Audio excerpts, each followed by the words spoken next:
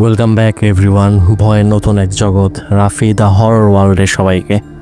আজকে regular ইপিএর episode number 4 এবং আশা করি বাংলাদেশ এবং বাংলাভাষী যারা যে প্রান্ত থেকে শুনছেন না কেন সবাই অনেক ভালো আছেন এবং সুস্থ আছেন, এবং বিশ্বাস করা না করা একান্ত আপনার উপরে নির্ভর করে, কারণ এখানে গল্প নয় ঘটনা। আর ঘটনা পাঠাতেই ডিসক্রিপশন, কমেন্ট সেকশন সব জায়গাতেই আমাদের মেইল অ্যাড্রেসটি দেওয়া আছে, জাস্ট টাইপ করে এর পিছনে বসিয়ে দিবেন @gmail.com। তাই কথা কম, চলুন চলে যাই আজকের ঘটনায়। কিন্তু ঘটনা যাওয়ার আগে মূল থিমটা জেনে নেওয়াটা একটু জরুরি। আজকে নাজমুল করিম নামের একজন, নাজমুল করিম 71 @gmail.com থেকে একটা মেল পাঠানো হয়েছে, যেটা কিনা মূলত হচ্ছে আপনার ঢাকার খুবই পপুলার এবং ফেমাস একটি কবরস্থান, আজিমপুর কবরস্থানের ওপর নির্ভর করে এই স্টোরিটা উনি পাঠিয়েছেন, ওনার রিয়েল লাইফ এক্সপিরিয়েন্স করা, এবং এর পাশাপাশি আমিও আমার নিজের রিয়েল লাইফে শোনা এবং দেখা কিছু ঘটনা আপনাদের সাথে শেয়ার করব, যেটাও কিনা আজিমপুর কবরস্থানের উপরে ভিত্তি করে। তাই চলুন আর দেরি না করে আমরা আজকে ঘটনাতে চলে যাই, কারণ ঘটনাটা আজকে খুবই ইন্টারেস্টিং হতে চলেছে এবং আমি আশা করি যে আপনারা অনেক কিছু জানতে পারবেন, যেগুলো হয়তো আপনার পরবর্তীতে এ ধরনের ভুলগুলো আর করবেন না। তাই চলুন কথা না বাড়িয়ে ডিরেক্ট চলে যাওয়া যাক আমাদের আজকের ঘটনায়।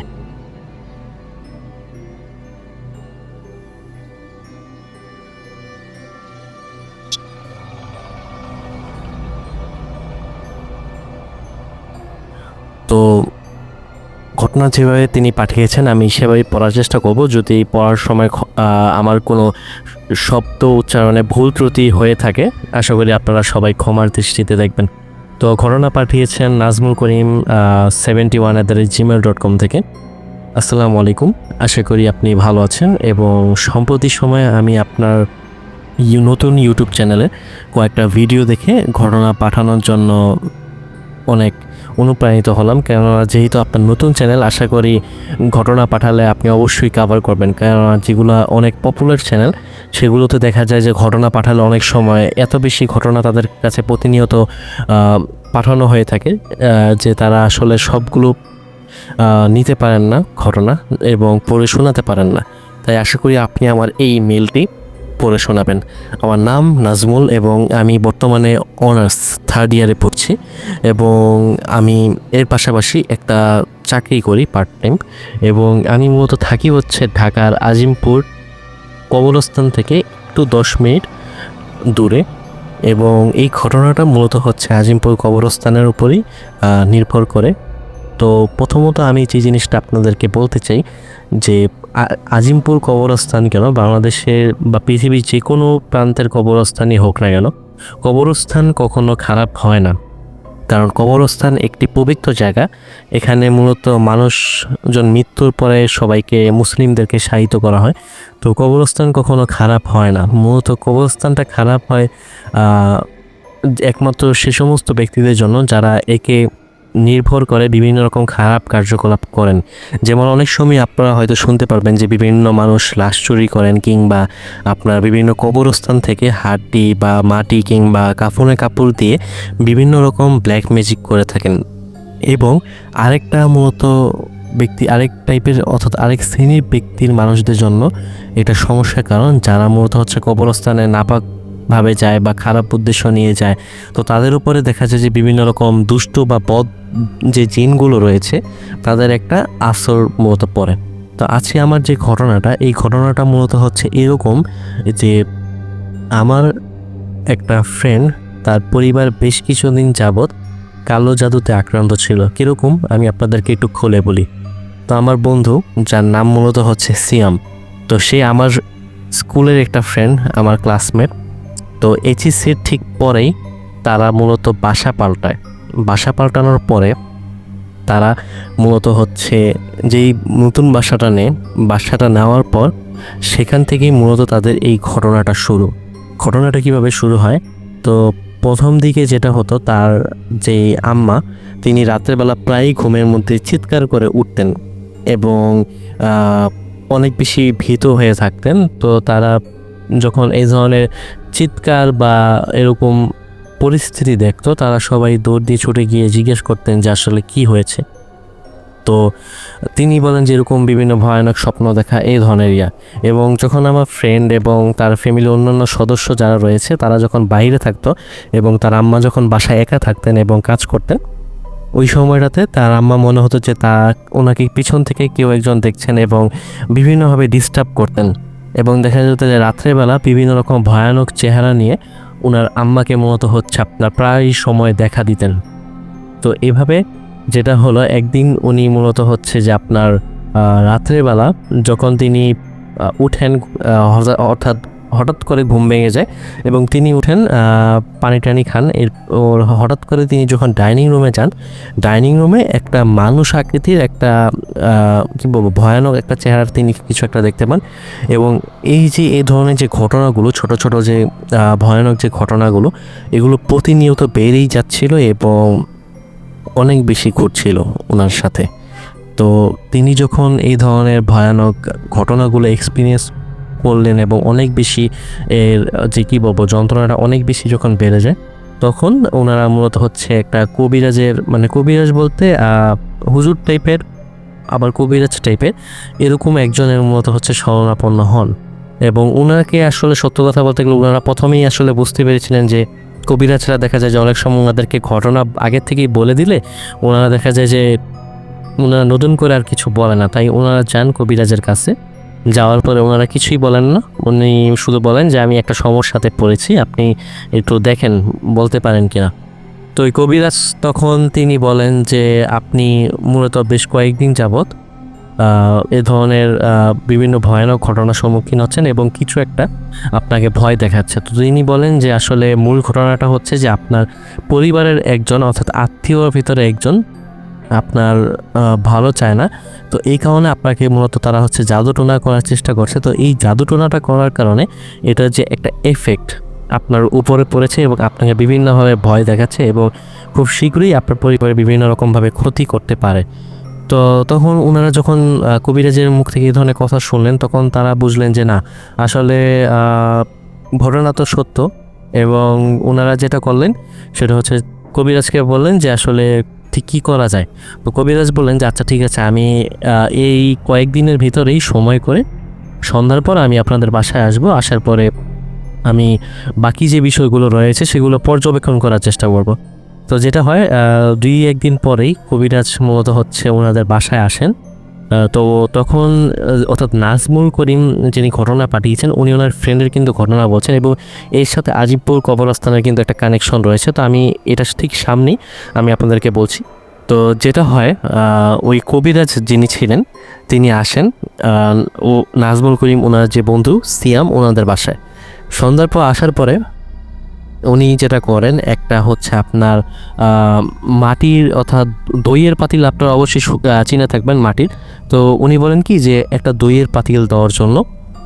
তো একটা দইয়ের পাতিল দেওয়ার পর উনি বলেন যে আপনি এক কাজ করেন, 1 কাপ সমপরিমাণ একটু চাল নিয়ে আসেন এবং 1 কাপ সমপরিমাণ একটু পানি নিয়ে আসতে উনি বলেন। তো যখন তিনি বললেন যে এই ধরনের জিনিসগুলো নিয়ে আসার জন্য, তিনি নিলেন। নেওয়ার পরে তিনি মূলত হচ্ছে যে এটা বেশ কিছুক্ষণ বিভিন্ন রকম বিড়বিড় করে বিভিন্ন মন্ত্র বা এই টাইপের জিনিস তিনি পড়ার পরে মাটির যে পাতিলটা ছিল সেটাতে তিনি মূলত হচ্ছে আপনার চালটা ঢালার পরে সবার তখন সামনে, নাজমুল করিমের ভাষ্যমতে তখন ওনার ফ্যামিলির সবাই সামনে এবং ঠিক মাঝখানটাতে ওই কবিরাজ যিনি উনি বসে আছেন। তো মাটির পাতিলে চালটা ঢালার পর তিনি বিভিন্ন রকম মন্ত্র পড়েন এবং পানিতে হচ্ছে আপনার সেটা ফু দিই, সেই পানিটা চালের উপরে ছিটকান আর কি হাত দিয়ে। এবং যেটা হয় আকস্মিকভাবে সেই যে চাল এবং দইয়ের যে পাতিলটা সেটার মধ্যে আগুন ধরে যায়। এবং এই জিনিসটা দেখার পর ওনার যে ফ্যামিলি যারাই ছিলেন তারা খুবই অবাক হয়ে যায়। এবং স্বাভাবিক, আপনার সামনে একটা মানুষ যদি আপনার হচ্ছে যে দইয়ের পাতিলের মধ্যে এরকম চাল এবং সামান্য পানি দিয়ে যদি আগুন ধরায়, তাহলে এটা দেখে কিন্তু যে কোনো মানুষ অবাক হতে পারেন। কিন্তু আমি একটা কথা বলি আপনাদেরকে, এখানে একটা বিষয় আমি এখানে একটু দুঃখিত, আমি এখানে আমার মতামতটা বলার জন্য, যে এই ধরনের যে ভণ্ড কবিরাজগুলো আছেন তারা মূলত প্রায় সময় এরকম বিভিন্ন রকম টিক্স জানেন, এই ধরনের বিভিন্ন মন্ত্র আসলে আছে যেগুলো তারা জানেন। জানার মাধ্যমে মানে দেখবেন যে এরকম প্রায় দেখবেন যে বিভিন্ন জিনিস শূন্যে ওনারা ভাসিয়ে ফেলছেন, কিংবা নিজেরাও শূন্যে ভাসছেন, কিংবা এই যে যেমন এখন দেখলেন কাগজের মধ্যে চালের মধ্যে আগুন ধরানো, এটা তাদের জন্য সিম্পল একটা ব্যাপার। কেননা তারা যখন এই ধরনের কবিরাজি নিয়ে তারা যখন কী বলবো চর্চা করেন, তখন তাদের যিনি গুরু থাকেন তারা এই ধরনের বিভিন্ন রকম কিছু তাদেরকে শিক্ষা দিয়ে দেয়, যেগুলো আসলে দেখানোর মাধ্যমে মানুষকে আরও বেশি তাদের ফাঁদে ফেলানোটা তাদের জন্য খুব বেশি ইজি হয়ে যায়।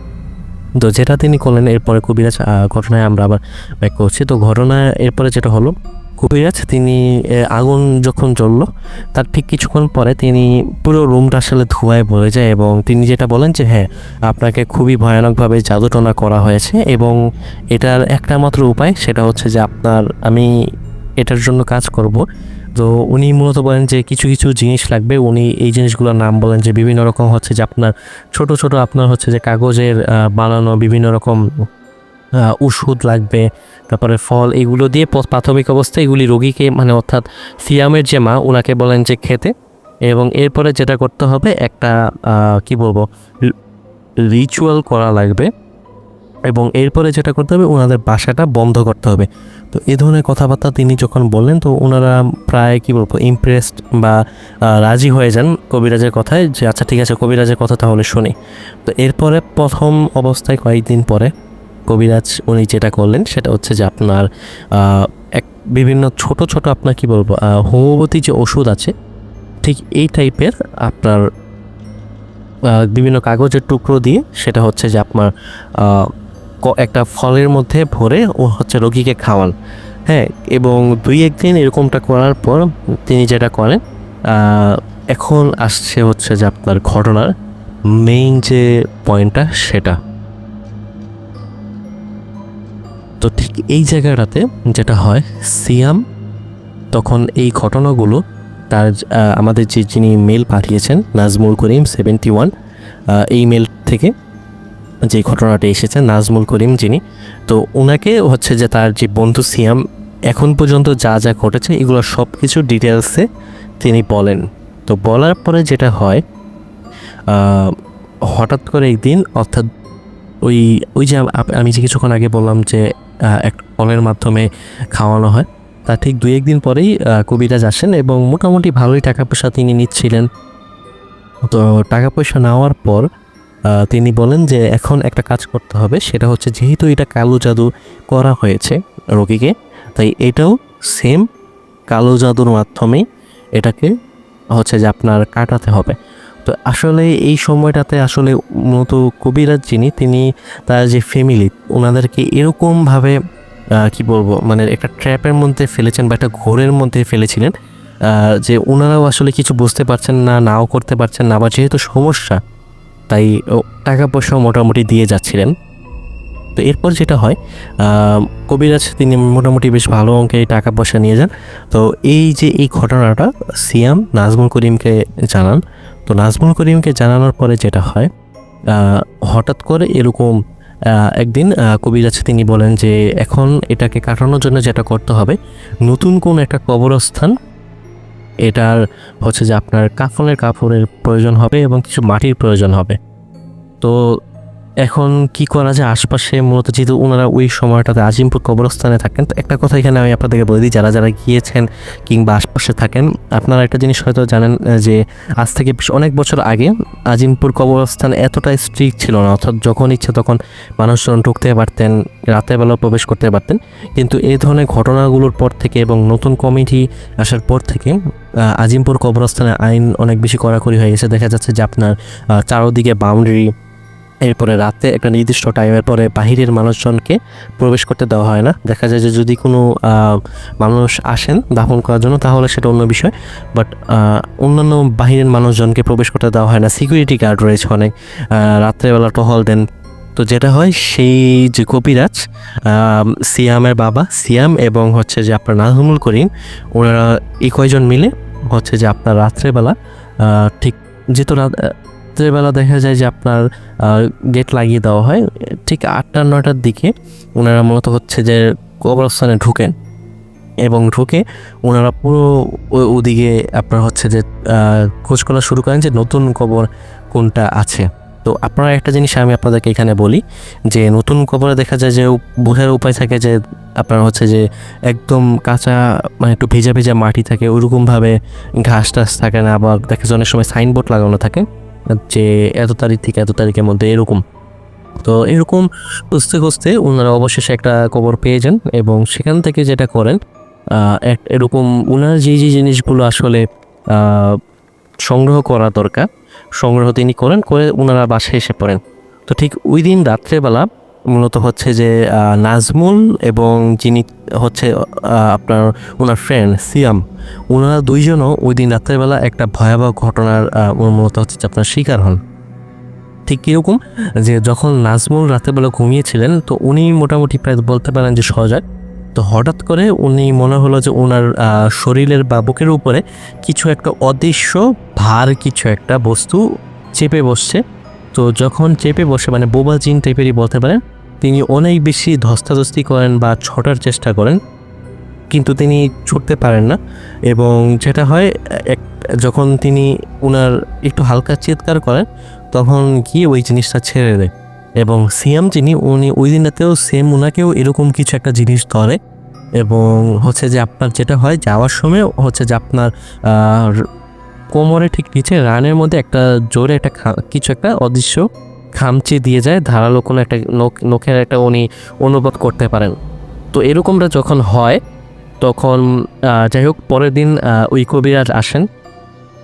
তো আসার পরে যেটা হয় উনি বলেন যে হ্যাঁ ঠিক মতোই এই যে রিচুয়াল বা যেটাই বলি এগুলো কমপ্লিট করা হয়েছে, এখন লাস্ট যে স্টেজটা সেটা হচ্ছে যে আপনার বাড়িটা বন্ধ করতে হবে। তো তিনি একদিন সকালবেলা আসেন, আসার পরে যেটা করেন বিভিন্ন রকমের হাবিজাবি লোহার টুকরো, তারপরে বিভিন্ন ধরনের পেরেক এই ধরনের জিনিসগুলো এনে তিনি বিভিন্ন রকম মন্ত্র পড়তে শুরু করেন এবং বিভিন্ন কোনায় হচ্ছে রাখেন, গেঁথে দেন।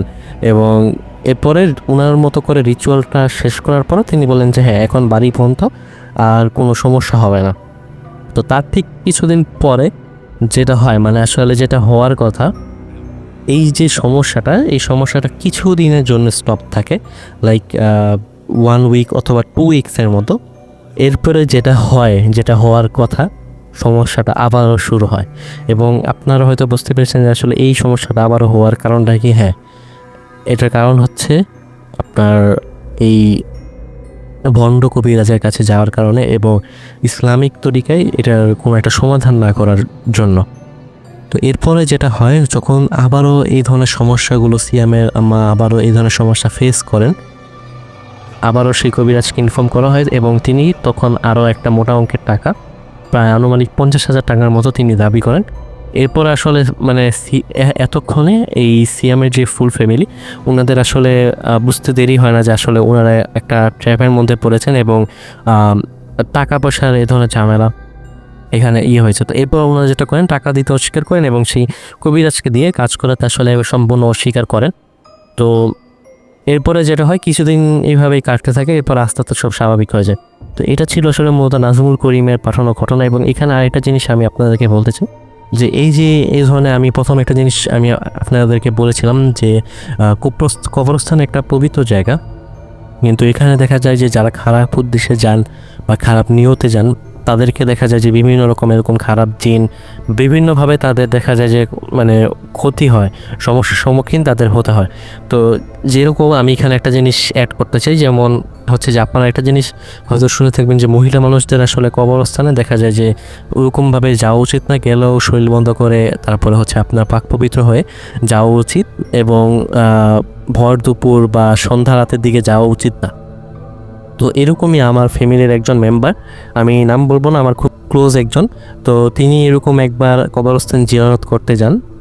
তো জিয়ারত করতে যাওয়ার পরে যখন তিনি বাসায় ব্যাক করেন তারপর থেকে ওনার বিভিন্ন রকম সমস্যা শুরু হয়। যেমন তিনি মূলত হচ্ছে রাত্রেবেলা যখন ঘুমাতে যেতেন তখন তাই প্রায় ওনার হচ্ছে আপনার বিছানার ঠিক পাশে বিভিন্ন রকম আপনার হচ্ছে যে বিকট বা কী বলবো বিকৃতির চেহারার বিভিন্ন হচ্ছে আপনার লম্বা লম্বা আপনার আকৃতির দুষ্ট জিন উনি মূলত হচ্ছে বা খারাপ বদ জিন যেগুলো ওগুলো তিনি দেখতে পারতেন আর কি 2-3 জন এরকম করে। তো তিনি তখন বুঝতে পারেন যে আসলে এগুলা হয়তো কোনো একটা সমস্যার কারণে হয়েছে। তো তিনি এরকম সূরা পড়ে দোয়া পড়ে তিনি হচ্ছে যে নিজেকে শরীরকে বন্ধ করতেন এবং বেশ কয়েকদিন এই ধরনের সমস্যার তিনি সম্মুখীন হন। তো এরকম আরও অসংখ্য ঘটনা রয়েছে কবরস্থানকে ঘিরে বা আজিমপুর কবরস্থানকে ঘিরে।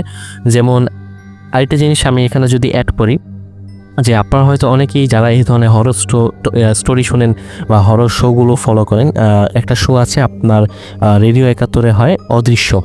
তো এই শোটার যিনি হোস্ট মেবি হচ্ছে যে আমি যতটুকু জানি ফারজাদ ভাই, উনি বেশ কয়েকদিন আগে অ্যারাউন্ড হয়তো 2 বছর আগে একটা ইন্টারভিউ নেন হচ্ছে আপনার আজিমপুর কবরস্থানে গিয়ে, যিনি বর্তমান কমিটি হেড আছেন। তো তিনিও এরকম বলেন যে আসলে আজিমপুর কবরস্থান কেন, যে কোনো কবরস্থানই কখনো খারাপ হয় না। দেখা যায় যে বিভিন্ন বদ হচ্ছে আপনার জিনের কারণে এই ধরনের বিভিন্ন রকম প্রবলেমের হচ্ছে আপনার ফেস করতে হয়। তো উনিও এরকম প্রায়ই দেখেন যে এরকম ওয়ালের উপরে কেউ একজন বসে আছেন, কিংবা তিনি এরকম প্রায় বিভিন্ন বদ জিন যিনি মানুষের আকৃতিতে আসেন এবং ওনাদের সাথে কথা বলে। তো আপনারা হয়তো একটু সার্চ করলে অবশ্যই পেয়ে যাবেন। তো যাই হোক, আজকের এইটা একটা স্টোরি ছিল এবং মোটামুটি বেশ ভয়ানক একটা স্টোরি আসলে বলতে গেলে ছিল।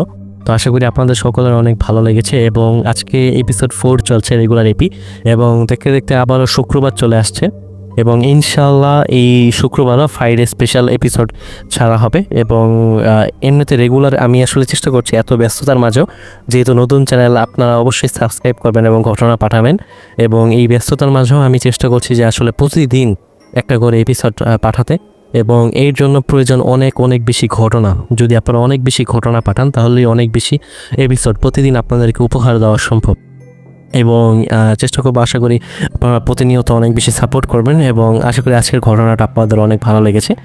যদি ভালো লেগে থাকে অবশ্যই সাবস্ক্রাইব করবেন এবং একটা কমেন্ট করে জানাবেন আপনার মতামত, এবং মেইল করতে পারেন। এবং সোশ্যাল মিডিয়াতে চাইলে আপনারা আমাকে ফলো করতে পারেন।